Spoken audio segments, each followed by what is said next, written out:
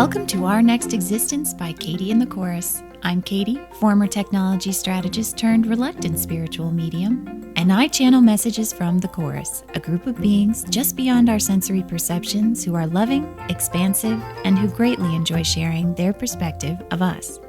Join us each week as we share and discuss their ideas about humanity's existence, purpose, and future. Concepts you can draw from to accelerate your path, expand your perceptions, and ultimately step into the flow of the universe and your life.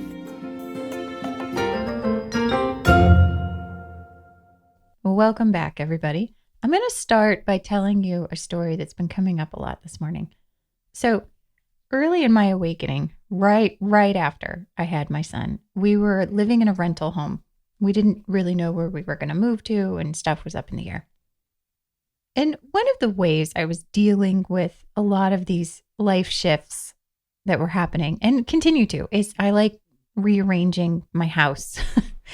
I bring in curtains or I make artwork or I do a craft, or there's something very satisfying for me in doing or creating things in my immediate environment. So I was very obsessed, basically, with decorating this new rental, but not all of it. There was this one weird room off the side of the garage, like as soon as you walked into the house from the garage. And it became like a design puzzle for me. Like it didn't really have walls. It was kind of just this space that sort of just like bled into the kitchen. And there was this one random light fixture and we couldn't change any light fixtures. And first I thought maybe it could be a play area, and then I didn't know. But at some point, I lock on to this idea of a particular design of rug for that area. And the more I look, the more specific I get. The more I want this exact rug. I just can't get over how perfect this rug would be. I love the way it looks.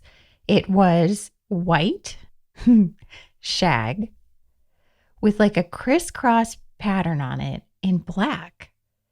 I'd never been a big black and white person, but I really loved this idea of this rug. I had a picture of it from some magazine, and I looked everywhere for a matching rug. And I started to feel the resistance come up, and I'd spent too many hours shopping for it. And finally, I just I got to put it down. You know, like law of attraction stuff. I'm just going to celebrate this rental house that I'm in for my new kiddo, and the rug will just appear. So one day, we go to Walmart. And we're there for, I don't know, odds and ends. We're not really in a hurry. I'm sort of just enjoying looking at stuff. And we pass through the rug aisle. Now, I wasn't looking for the rug, but I was sort of like, a rug aisle. Yeah, we might as well look while we're here. And as we go down the aisle, something catches my eye. And I walk right up to the exact rug. The exact rug that I had had in my mind, the exact size, and at a fraction of any cost that I had seen anywhere in all of my hunting. And I'm floored because I feel within me a total energetic hit, like a resonance, like a poof, like I don't know. It felt different than just like wandering down an aisle, like looking at things, you know, as you pick stuff up and you like examine it. And then is that the one I need? And that has one feeling to it. And this felt like I literally just stepped into a place where that rug existed. And not only did I feel like that, but my kid, who was 5 months at the time, was sitting very calmly on his dad's arm, just sort of, you know, looking around like babies do. And when I came up to that rug, he started laughing and kicking his chubby little legs. And he looked so happy. And he looked at me and he looked at the rug. And it was like, he got it. He got that there was some sort of energetic, just clicked in, appeared, manifested. So I get the rug home. I put it down and I'm thrilled. I'm thrilled about it. It's soft. It's awesome. We end up laying on it. It becomes the home for all sorts of different things. But one of the things that I had failed to contemplate in advance of selecting this rug was its proximity to the garage. I bought the rug sometime in the early fall, and within 2 or 3 weeks, we had our first Colorado snow. And of course, as happens, anywhere near the garage, you come in and you peel off all the boots and coats and mittens and drippy things, especially since at the time I was taking a bus to work. So I had to walk from the bus, back into the house. So we all come in and out of this room by the garage. And so, of course, sadly, I must report that the white shag rug very quickly became the brown, gray, matted down, sad rug. It looked like, when a house pet, like a house dog, escapes and goes on like an amazing vacation around town and comes back like 3 days later, like exhausted and with 5 new friends. It looked like that. It looked like the rug had taken a vacation all around town through every gutter and every ditch and every rainstorm and sat at every dirty bus stop, and there it was. And I was blown away about the whole process. I had this love affair with this idea of this rug, had consciously experienced a process of sort of releasing it and getting back into that manifested place. And then boom, there it was. And I did it. And then I get it home and, put it into real life. And it was, as the chorus has often said about our kind, it was an incomplete solution. That whole process that I directly manifested failed to take into account the utility of the space, which became painfully apparent to me within a few weeks of having it in my house. Now, after last week's episode, I was just sitting in the kitchen reflecting on a lot of this. And it would seem then, based on the rug experience, based on some of these things we're starting to understand about distance and the different grapes and what's happening right now in these other time places for our civilization, it would seem then that these things are uncoupled. The power of direct manifestation is not correlated to the ability to manifest a complete solution. Honestly, I don't think I ever contemplated that before now. Not really, not specifically, not directly. I guess I just thought if you stepped into a place of being able to directly manifest whatever you wanted whenever you wanted it, those manifestations would somehow be better than what I stumbled upon after a full Saturday of hunting through stores for something that I quote unquote need. Doesn't that need feeling change when you can just directly manifest at the snap of a finger? And if that feeling changes, then wouldn't that lessening of desperation create something a little less desperate? Desperate white shag rug that I just had to have versus something that it's like, I can create anything in this space and I want it to be perfect. I don't know.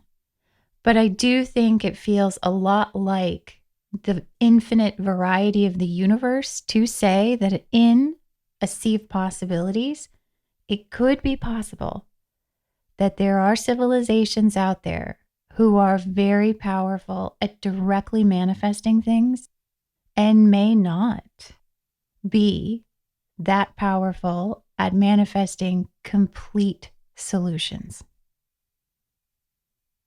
In the history that the chorus presents at the end of book 2 and then also throughout the second season, they make this point very clearly. They say, look, your experience of limitation began with your break off from the infinite. Once things became finite, that was the starting whistle, in a way. And they say then that all of these beliefs of limitation take many different flavors and forms and shapes and colors and combinations. And there really isn't a single hierarchy, as they talk about in book 1, where it's a ladder form where, oh, these beings are less limited than these beings. They honor and validate our way of looking at that from within the game itself. But to them, these are all just different flavors of the same game, of the same aspects of awakening. So they pointed out at one point that that would mean that godlike beings from our viewpoint could be equally limited from their viewpoint, from the chorus's viewpoint, because they might appear in front of us and be able to manifest anything that they want, anytime that they want it. And from our vantage point, we would say, oh my gosh, they are so less limited than we are. Look what they can do. They must be powerful, magnificent, omniscient, all-knowing, etc. And that's a valid perspective in an infinite universe of valid perspectives. But also, the Course might point out, well, actually, that's kind of just your version of limitation, reflecting to you. That in seeing somebody else be able to do something that you cannot, you redouble your sense of your own limitation. So we might say we project onto others more than they are capable of, that we ourselves feel we are incapable of. And that may or may not be true. So you could have a being that looks a lot like a god also manifest a white shag rug for his off the garage room. He might have done it faster than me, and maybe it would have been colossal, but it's completely possible that his process might have also left out key pieces of the solution. If he's anywhere in this game like I am of limitation, it is likely that there will be some aspect of his experience, of his being, of his existence that will reflect that limitation. This is not to say that it should all be dismissed as like, oh, it's all just limitation, like, blah, who cares? At some point, it just feels like, okay, then why do we give a shit? Well, there's uniqueness in all of this. There's variety in all of this. And then there's things that we learn. The scavenger hunt of awakening is going out into the universe and experiencing all of this stuff. And through the experiences, understanding more about what we each are uniquely. I had to manifest the rug. That's how it works. We're coming from a place where we mentally assess and analyze something before we move forward with attempting to achieve or create the manifestation, because we're coming from an expression of physical creation ahead of energetic creation, which is technically backwards, which is why we didn't really get very far. And now we're coming into a place of expanding into an energetic awareness, navigating those energies of what we feel inspired to, what we prefer, what we're called towards. And that is an expansive step, but it's also a gradual unfolding. So I am still in my human thinking perspective, assessing a million pictures on Pinterest about what would look good in that room. That's a mental process. And then I was also sort of just stepping into many of these awakening frequencies, more of these understandings of my energetic tools. And so I felt it. I felt the resistance when I was basically slogging myself with needing to find this rug and then lightened up on it, felt the energy change, let it go, knew that I could move forward, felt inspired again, felt inspired to then eventually go to Walmart. And then there it was, poof. These are the experiences that hold the richness for each of us. These are the things that as we go forward, these are the stories, these are the adventures, and they will continue to expand. This is the fun of being material. In the second book, the Chorus gave a very simple definition for experience. And they said, it's to become conscious of something, which is such an important point that could really be skipped over so easily for us. In order to become conscious of something, we experience it. That is the process in the material world. And the more we are expressing ourselves in the material, having fun in the material is one way to say it, right? That joy, that fluidity of just being that's unbridled and unrestrained. The more of those aspects of our own beliefs will be reflected to us.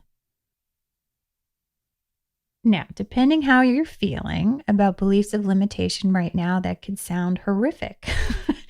Because who wants to just wander through the universe constantly being shown and like, hey, you thought it was going to go that way, didn't you? Nope, it's just a belief of limitation, right? It can feel a little like unpleasant. And also, there is a corollary track that will show you the expansive nature of you specifically that was hidden under those layers of those beliefs. Somebody messaged me the other day and they said, I might have missed this. I'm only halfway into season 1, but why exactly did we choose limitation? And it's a great question because the Course never directly addresses this, and they do that on purpose because they are a no spoilers kind of crowd. And they say, but that's yours. That's yours to determine. That's yours to win, to achieve, to realize, to step into. They say, we don't know. We saw your choice and we see your choice and we see everything that you're doing here, but you stepped into the unknown as a choice of great love to experience expansion. And that's where their explanation stops because they say, well, it's your expansion. You tell us. You tell us when you get through this. What did you learn? How did you expand? How did you grow? How are you even more magnificent now than ever? And this is what we are all walking through and experiencing. And that larger, as we often say, or that expanding part of ourselves is there in each step. It's not just the dust cloud of each belief of limitation that falls. Like, that's not all that's there. There's the shiny, radiant light of what you are that's waiting under that most recent belief that falls, however we want to put it. Of course, this is all fluid dynamics and it moves way faster than this, and it's not one belief at a time, and it's really incredibly orchestrated and, connected to all different things and times and places. And these are the things that we will begin to expand into and understand concurrently. Concurrence, as they mentioned at the end of the second book, is a big part of where we go after we sort of soften our beliefs about linear time or linearity, basically. The Course takes no issue with time. They say you just decided to use it in a way that was limiting, which was, pinning it all down to a singular line. So as we step out of a singular definition of ourselves, we'll start to see aspects of ourselves in different timelines or different time places, as the Course says. As we step out of extreme linearity in terms of our abilities and what we can do in a one-at-a-time fashion, we will begin to simultaneously manifest things. It would be understandable why, from this perspective, we thought that that was the end game. There is a part of us in our belief systems that was sort of keeping the perimeter around this aspect of our existence or this particular grape, where things were just hard and unknown. And so there is a limit here to the brain's function from this part of the belief system, like we talked about a couple weeks ago, that runs out of runway once we hit things that are able to be known and are less hard. So once we begin to step into direct knowing, once we begin to step into ease and instant manifestation, there's a part of our brain that's like, well, there's nothing else that's left then. That's got to be the end of the road. I mean, that was our whole universe, was that it was hard and it was unknown, and you're taking both of those away. So there's no existence after that, is there? And that often relates to why, as people are stepping into a next major push in their awakening experience, they will feel as though something huge is ending. Because it is. physically, manifestedly in our environment, our society and our civilization will not look the same when it is created by a group of people, a group of beings who don't believe in those things. It's going to look really different. But that's the physical five senses part of it, which manifests after the energetic connection. And it's the energetic connection first that usually draws people into looking online for what the heck disaster is coming. They are going through a major burst in their awakening. That burst is leading them into more visceral, more experienceable, more conscious versions of direct knowing and ease and instantaneousness. And as a result of that burst, the brain says, something's about to be over. And as usual, both of these perspectives are completely accurate.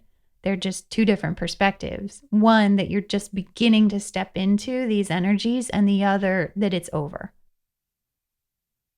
Distance, as we talked about last week, or started to present some ideas softly in a mental exercise last week of just a sort of a daydream version of imagining, voyaging into some of these other frequencies, which is fine. Imagination is a version of thinking, but it is slightly outside of the five senses, strictly speaking, context of physical stuff that I can move with my hands or thinking about things I am moving with my hands. You can do things in your imagination that you can't necessarily do in the five senses world. It's sort of this gray area in between the thinking and the pure energetic self. They're connected in there. So often we will imagine something that is coming through from an energetic frequency. So if we feel like we're connecting to a being and the being is quote unquote sending over images, those images will show up in what we might describe as our imagination, or we're seeing it with our third eye. The third eye is actually very much related to imagination. The difference is that the word imagination in our context has often meant something that is generated from the mind. So I am daydreaming about a car that I want. The identification of that car has been driven by my beliefs in prestige, needing to look good, et cetera, et cetera. And so I find myself in a daydream driving that car. But the function of imagination, of seeing quote unquote images or doing things in these visions that are not possible here in the five senses, is actually underlying both of these things. The daydream that is generated by the beliefs of the mind, and also the receiving of energetic frequencies from further out there, we might say, and translating them into something like a mental image. This is why as many people go into psychic skills, remote viewing, etc., there is this function of the brain to energy that looks a lot like a daydream. You're receiving a mental image, and the mental image is a translation of a wide variety of different energies, whether it's the frequency of a limited mind, the frequency of a far-off geographic location or time location that's being viewed by the remote viewer, or a spiritual type of energetic connection to another being. The receiver function in all of these cases is, or could be described as, human imagination. This is why often people who are drawn to artistry are also good remote viewers. This is one example. This is not to say that only artists should be remote viewers, like not at all. The point I'm making is that artists, architects, people of that nature, sometimes even engineers, people who can envision the painting in their mind's eye first, who can envision the building, who can envision the way the machine would work, have typically a strong capability for human imagination, meaning their receiver or their ability to work with thought beyond the typical five senses barrier or definition is potent or well developed. Therefore, undertaking a job like a remote viewing type of position or something like that may come more easily to them because they are already very good daydreamers. They are already good third eye seers. Now, this is not to say that if you come across someone who can't daydream, they have no third eye ability and they're screwed. They're never going to awaken. They can't daydream for shit. It's again, this isn't a hierarchy. This is not a ladder that we're establishing. There's not like some step in awakening that every awakening soul takes where they can imagine. This is just a characteristic that seems to be relatively indicative of processes that many humans are undergoing in their awakening. So I'll give you another example. We don't really have a word for this one. Well, we don't have a word for this one in the accepted five senses definitions of the words. We have like psi and spiritual awakening kinds of words for this. But imagination is like, yeah, imagination. We don't have a word yet for hearing things that aren't there. If the five senses were asked to define this, they would typically go to a mental definition where there is some sort of impairment. If you are hearing things that are not there, you're nuts. Whereas if you're seeing things that aren't there, you're probably daydreaming. Or also, you could be nuts. But at least you see how we've graduated into there could be a positive definition for what is happening. There's children, many children out there, they say, oh, he just won't stop daydreaming, right? That's can be managed in the domain of an accepted, quote unquote, normal five senses existence. However, hearing things that are not there is not so acceptable in the normal domain. Now, in clairaudience and those sorts of words, there is sort of this understanding of like people who receive energetic frequencies, translate them into one of our five senses. They are hearing things that aren't there. They are seeing things that aren't there, meaning on the wavelengths of energy that are accepted by the mainstream as being interpreted by our five senses. So with hearing, we have a hole on the mainstream five senses side. We don't have a word like imagination for hearing that's positive and accepted. But, on the spiritual side, we have many words for people who hear things that aren't there. In fact, some people might even consider what I did with the chorus clairaudient. Now, I don't know that I feel that way because it never felt like sound in my ears to me. It always felt like a knowing sense that came into my whole body, as if the conversation had already gone on and completed and I finally understood what they said. It's that understanding that was just sort of poured into my body. It's extremely efficient. It was also really weird at the start. And then I started to wish I could do that with everybody. And then it was frustrating that I couldn't. Just the human process of expanding into these things.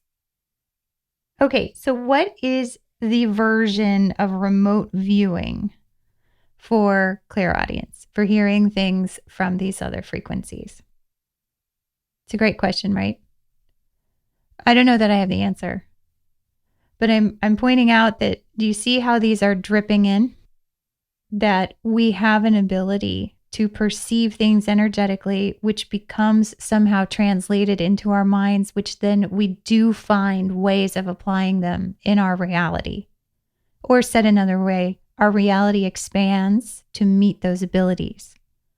Right now, being a quote unquote channel is perhaps the only job that's available to people like me who are clairaudient or get the whole understanding in your vibration people. It's the way we do it right now. Now, I could foresee a world in which those who are clairaudient maybe are able to translate more of these energies into musical scores, or they may be able to utilize those energies in the creation of sound in our environment that has physical impacts. In book 2, when the chorus talks about the history of the mountains and how the mountains were grown, they talk about how we used to have a type of knowledge and ability where we could meld with or harmonize with other consciousnesses and create vast realms, worlds, all sorts of things. And that the mountains was an expression of that ability. There was a consciousnesses, depending on how you look at it. And when we worked with them at that level, the structure of mountain ranges and things of solid earth are what were created. This is a little hard for us to relate to coming from this perspective because sort of like, well, what else is there? Like there's earth, there's land, it's everything. It's what we exist on. And actually, there are many other frequencies and many other versions of what we might call like the place where we exist. But for now, our perception of energy is limited to the visible wavelengths of light, which allow us to see things like earth and rocks and not much else. And so we believe that this is it. This is existence. Existence is living on dirt. And in fact, if we were to go to anywhere else in the universe, we would need to find dirt there. I mean, from one viewpoint, it is kind of funny that when we look out into the universe with telescopes and whatever, probes and things like that, a big part of that discussion has been finding other planets that have environments or atmospheres a lot like Earth. The focus tends to be on that second part of it, the atmosphere or the environment. Is there drinkable water? Is there oxygen? Would we burn up?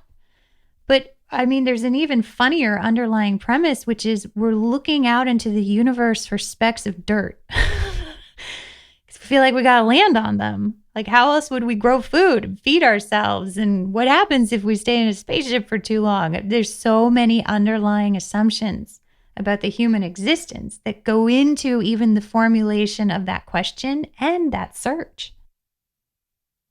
Okay, but back to the point. So let's say you are a clairaudient person and your hearing sounds may mean that you have an ability to translate energy into sound, which I would suggest that, as usual, everybody's got these things. It's just kind of like, what are you picking up on your scavenger hunt and how are you going to translate it in your unique way?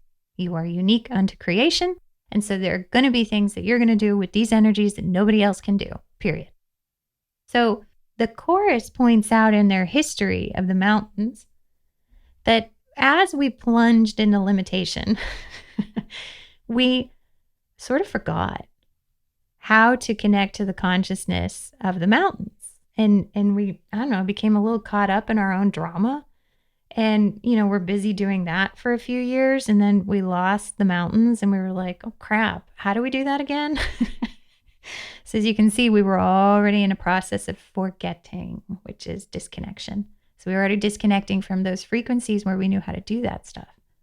But they said then that one era of our history or one time place that we ended up in was where we maybe couldn't still connect to the consciousness of the mountains, but we could still sing to the stones. That singing that we talk about in the second book is a spiritual resonance. It is not a vocal attack on rocks. And this is why I'm going to use this word. So if in the five senses, mind-based perspective, we see a thing, we typically want to change the thing, thereby already being more resonant with the lack of that thing not being there. And then we might say something to ameliorate or improve that situation. To a stone, that type of vocal approach may feel like an attack because you are singing to it about kind of what you wish it were, or basically just what it isn't right now. Like, it's just not that. You want it to be the temple again. You want it to be the pyramid again. You want it to be a whole crystal again. And, I would understand if the stone was a little offended, because from the resonance of what's going on, from the frequency of what's going on, you are still approaching it from your five senses, mind-based perspective. Okay? All right. Now, go expand a little further into like that energetic place. You're timeless. You don't feel the urges for all that other five senses stuff in the same way. You're sort of connecting and your heart is open in that moment. Okay. When you stand in an ancient place from that perspective, what will happen is that the universe will respond with more of the incredible structure that is potential in that place, in your time place, not in an idea of something from another time place that it must have been at one time, but the potential in the structure as it stands and as you stand in our time place or your time place when you're standing there. From that resonance, you are now what we would call a creator God. Your heart is connected to the flow of creation, and your ability to translate that energy into this reality is how we created worlds. I mean, to put it simply, in that resonance, you may be inspired to sing, to say words, to chant, to call out, to even just laugh. That vocalization is completely different than a five senses judging viewpoint vocalization. To a five senses human, they may both sound like your voice. But to an energetically attuned person, those two songs, even if they're the same freaking words, will feel very different. There are many stories from ancient times of people who knew the right chants or who knew the right words and could levitate a stone. That is our five senses interpretation of what must have been necessary, which is a mental understanding and remembrance of word choice. Because choice of words in our world is the meaning of a thing.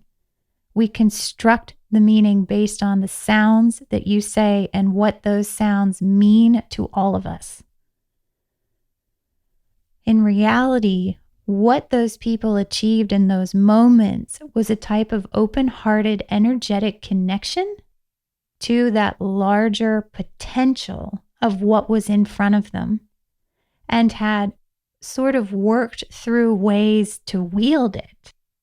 And so when they chanted those words or sang those songs, they were connecting to the stones.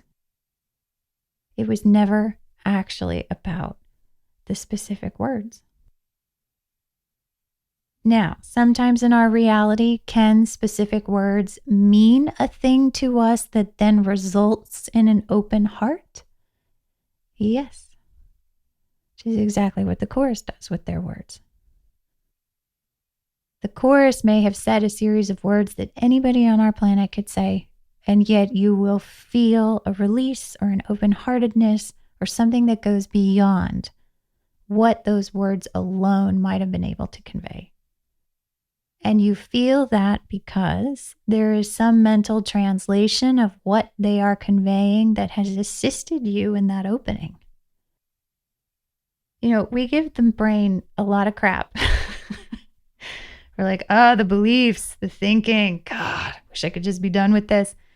But remember, the thinking that we do right now is simply a reflection of our choice of resonance. And anything can be used for our limitation, and anything can be used for our expansion. And so, yes, sometimes a mental connection is a way to a heart-opening experience. Just like you might hear an amazing enlightened soul sing a song and not even understand the words, but feel an amazing open-hearted connection.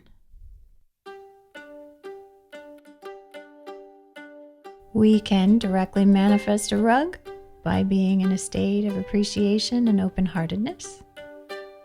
We can also conjure and create extraordinary stone structures and crystalline towers by way of being in a very similar and expanded sense of open-heartedness. singing songs or humming tunes while we're happy is not a coincidence. It's a reflection of the extraordinary and amazing places that you are reaching now beyond all these beliefs. We love you infinitely.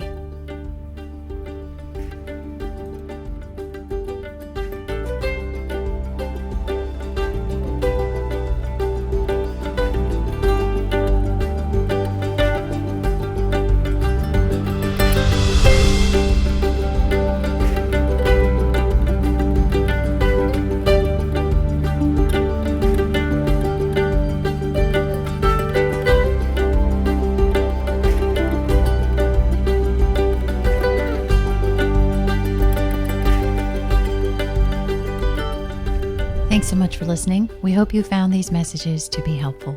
May they accelerate you on your path wherever you'd like it to go.